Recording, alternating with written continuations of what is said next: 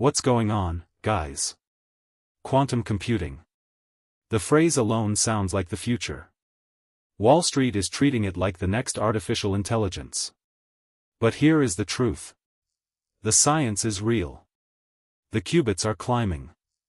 The government is pouring billions in. But the profits? Mostly imaginary. Today we separate quantum hype from quantum revenue, map every ticker, and I will give you my view on who is real and who is selling science fiction. Let's start with what quantum computing actually is. In a normal computer, a bit is either 0 or 1. A quantum bit, a qubit, can be both at the same time thanks to superposition.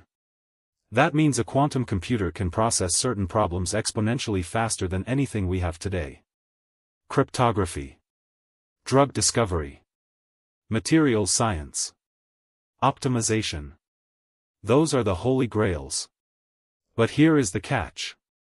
Qubits are fragile. They need extreme cold, near absolute zero for some designs, or ultra-stable vacuum chambers for others. Error rates are high. Scaling is brutally hard. We are not putting one of these on your desk anytime soon. Now look at the 2026 technology race. IBM has its Condor chip at 433 qubits deployed. Its Flamingo processor reportedly hit 1024 qubits. Its roadmap aims for Kookaburra at over 4,000 qubits, and eventually 100,000 plus by 2033. Google unveiled Willow, a 105-qubit chip with 99.9% fidelity, claiming a problem solved 13,000 times faster than classical computers. Atom Computing announced a record 1,225-qubit neutral atom machine. Microsoft is betting on topological qubits with its Majorana chip, claiming a path to 1,000,000 qubits on one chip. IonQ is deploying 5th-generation trapped ion systems it calls IonQ Tempo. This is genuine progress. But progress in the lab is not the same as revenue in the bank. So let's talk money. The global quantum market is forecast to hit $125 billion by 2030 according to McKinsey. Investment has already surged from $2.1 billion in 2022 to $17.3 billion in 2026. The U.S. government put $2.013 billion in CHIPS Act grants into 9 quantum companies in May 2026. IBM alone committed over $10 billion over 5 years. That sounds like a boom. And it is, for the technology. For shareholders? Not so fast. Here are the pure-play public quantum companies. IonQ reported second quarter 2026 revenue of $80.1 million, up 287% year-over-year. It raised full-year guidance to $280 to $290 million. It is the only pure-play with real commercial momentum. Market cap? About $17.9 billion. That is a massive valuation for under $100 million in quarterly revenue. Rigetti did $5.1 million in Q2, up 183% year-over-year. Gross margin improved from 31% to 43%. But it is still tiny. Market cap around $6.2 billion. D-Wave reported Q2 revenue of just $3.1 million, basically flat year-over-year. It has bookings growth, first half bookings up over 1,100% to $35.5 million, and remaining performance obligations of $40.7 million. But revenue is not there yet. Market cap about $7.8 billion. Quantum Computing Inc., ticker QUBT, reported Q2 revenue of $5.6 million, up from a $40,000 base a year earlier thanks to acquisitions. It is a $2 billion company now. Add those market caps up. IonQ, Rigetti, D-Wave, and Quantum Computing Inc. together are valued at roughly $34 billion. Their combined trailing revenue is a tiny fraction of that.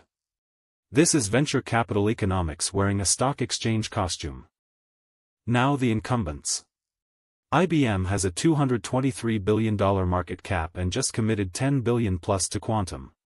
Alphabet, through Google, has a $4.2 trillion market cap and the Willow chip. Microsoft is at $3.7 trillion and is building Majorana topological qubits plus Azure Quantum.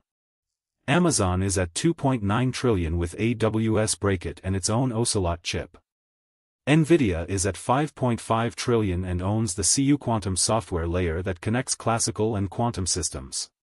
For most investors, these giants are the safer quantum exposure. They do not need quantum to succeed to survive. For the pure plays, quantum is everything. If the technology timeline slips by 5 years, the incumbents keep printing cash. The pure plays may have to dilute shareholders, raise more capital, or worse. What about real applications?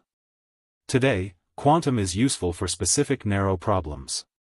Drug companies are using it to simulate molecules.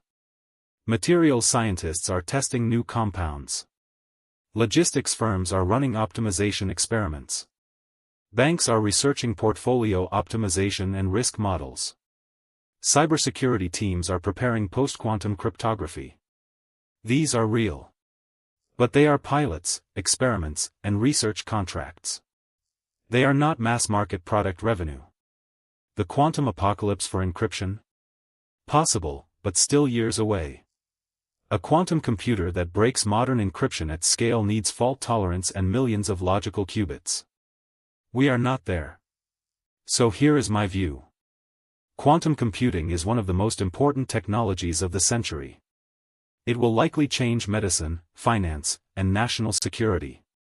But as an investment right now, it is mostly a story. IonQ has the strongest revenue story among the pure plays. The incumbents have the safest exposure because they can afford to wait.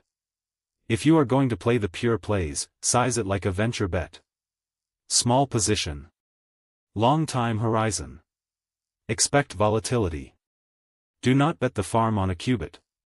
And watch the burn rate. Because in a hype cycle, the companies that run out of cash before they run into revenue are the ones that get destroyed. Follow the money. Watch the revenue. And do not let a beautiful science story replace a boring balance sheet.